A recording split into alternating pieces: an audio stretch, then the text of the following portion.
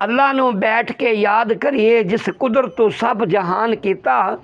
कौन थी एक आवाज़ करके सूरज चांद ज़मीन आसमान किता। ऐसिया कुदरतां किसे ना पाइया ने। अहमद आदू एक सुल्तान किता ते करन राबरी भेजिया बंदियां दी सरवर उस नू दो जहान किता। ओदे मगर लगो बेड़े पार होवे जिहदी शान नज़ूल कुरान किता। चारे यार भी उसदे ठीक मनो जिन्ना रोशन कुल जहान किता। आल असहाब इमाम सारे करा उन्ना ते जान कुर्बान मैं तां। वलैत शाह नू आस ना होर कोई बख्शो रब जे फजल रहमान किता। ते रे राज ते रिज़्क सब छड़ बेली अंत ऐस जहान तू चलना ही। सभे जींदियां दे हेनी भैन भाई तैनू मोए नू किसे नहीं झुलना ही। इत्थे रात नहीं किसे रहन देनी डेरा तले जमीन दे मलना ही। कहे आजे शादा छेज वडकियां दे पा किसे नहीं जा उथलना ही।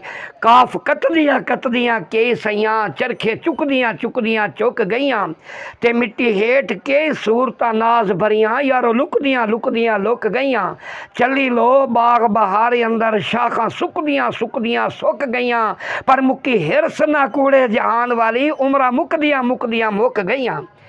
रे रात दा जागना बड़ा औखा नहीं हो जागदा कोई बेकार राती।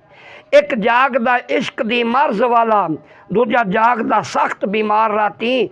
एक जागदा चोर जो सन उत्ते दूजा जागदा रब दा तलबगार राती। वारे शाह जदों सारे सौ जांदे एक जागदा परवरदिगार राती।